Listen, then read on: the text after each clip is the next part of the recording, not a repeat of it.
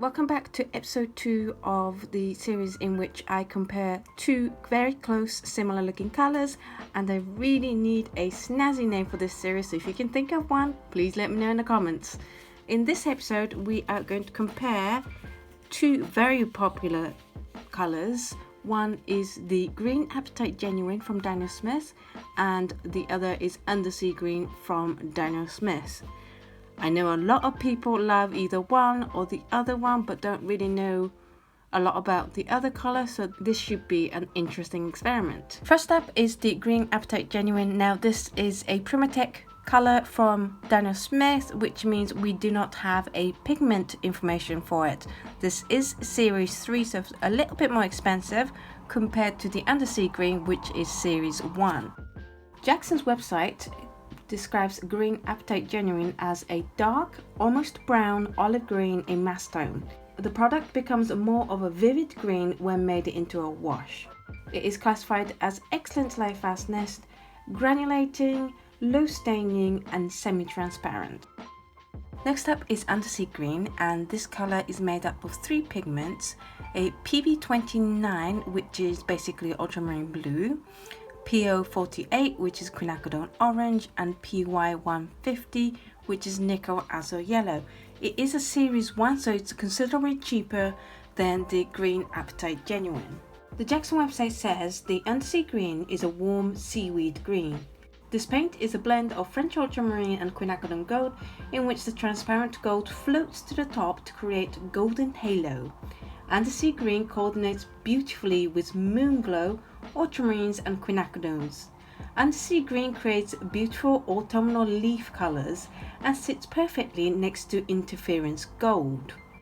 We're back and the paints have dried. This is the green Apatite Genuine side and this is the Undersea Green side. Overall, you can tell straight away that they are two very different kinds of paints with two very different kinds of uses. This is clearly for the granulation effect, and this has a much smoother finish with just the teeniest bit of granulation. They are both beautiful in their own right, so let's have a closer look at them. So this is the green Apatite Genuine and this is Undersea Green. I would say they're two completely different shades of green and they're not interchangeable.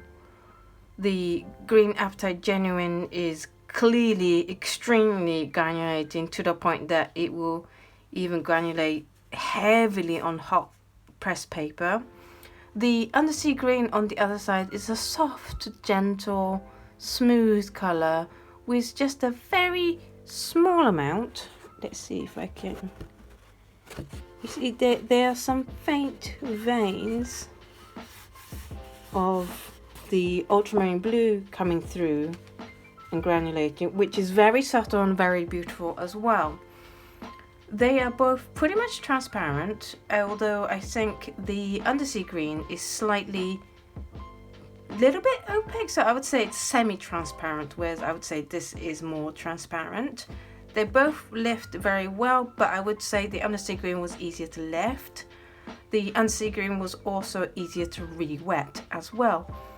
They both layer fine, but I mean, I think layering green Apatite Genuine is not the best thing in the world.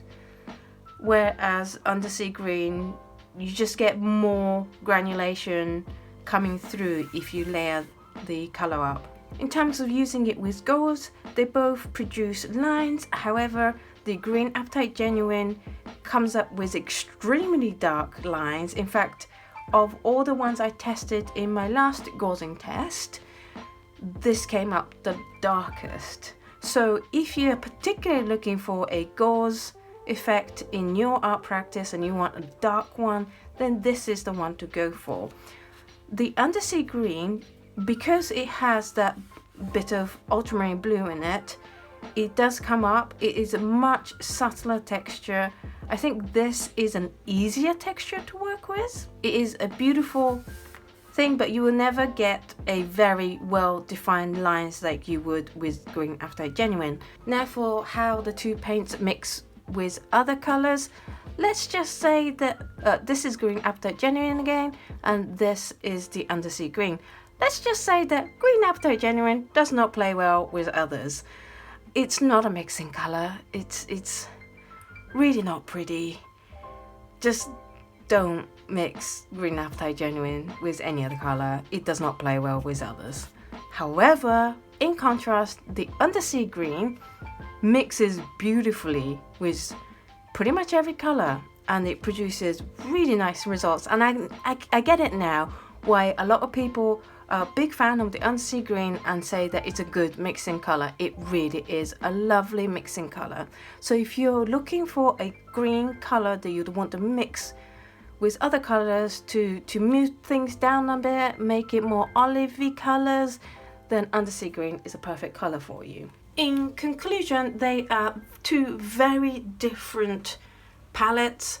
I would say for someone who is really into their greens and is looking for these particular effects, it actually justifies having both on their palette. However, I would say that the green Apatite Genuine is a more difficult color to have on your palette just because it doesn't mix well with other colors and it has a very strong effect. So this, I would recommend this only for people who are looking for a very specific look that green Apatite Genuine can provide. Extremely granulating with this almost neon greeny undertone and this patterning textures that are happening. It's such a strong green. It doesn't look very natural when you put it down. However, if you are into your gauzing and you want a really dark one which produces also a spring green color background, then this is definitely the color for you. However, unless you are after those unique qualities, I wouldn't recommend having this on your palette because it is a little bit of a bad boy in that it's difficult to work with. On the other hand, Undersea green is like your neighborhood best friend in that it will get on with every color you mix with. It's a fantastic mixing color. It's also a lovely, calm, smooth, peaceful color in the way it lays down on the paper, but with just a little hint of characteristics that makes your painting a lot more interesting. Also, it gauzes in a lovely subtle way with this almost like an indigo kind of line. And so if you're looking for a more subtler effect in gauzing, then this is a better option than that. The Undersea green is in general a much easier paint to have on your palette. So if you're looking for a mossy green color that you can use with everything else in your palette, then I would definitely recommend this instead. As for me, which one would I pick? I don't know. I'm not sure now because I was pretty sure I was going to have both in my palette, and now I'm like, I don't know if I'm going to use either of these colors enough to justify having it on my palette all the time. I might, if I'm looking for a particular effect, either this one or that one can provide, then I will probably squeeze a little bit out on my palette. I thought I really loved green Apatite Genuine, but it's not the prettiest of colors, and I'm sure there are easier paints to handle. And am I looking for this particular effect? Not particularly. I'm glad I have it on hand so that if in the case that I ever find myself needing this texture, then I have it. But otherwise, I think it's going to be put on the painting rack and just wait for when it's needed. In terms of Undersea green, I think it's a beautiful color, and I can totally see why this is such a popular color with everyone. However, it's a color range that isn't what I'm looking for. I'm looking for a deeper, richer colors, whereas this is more muted, autumnal, mossy color. I hope this video was useful to you. Let me know which one you'd pick. Would you go for the green Apatite Genuine, or the Undersea green, or both, or neither? And let me know why. This is part 2 of a 9-part series in comparing two very similar colors and learning about, what the difference is and how to pick one or the other or both or neither. If you don't want to miss out on seeing the next episode, please hit the subscribe button and the notification bell so that you get notified when the new episode is published. Thank you so much for watching this video, and I will see you in the next video.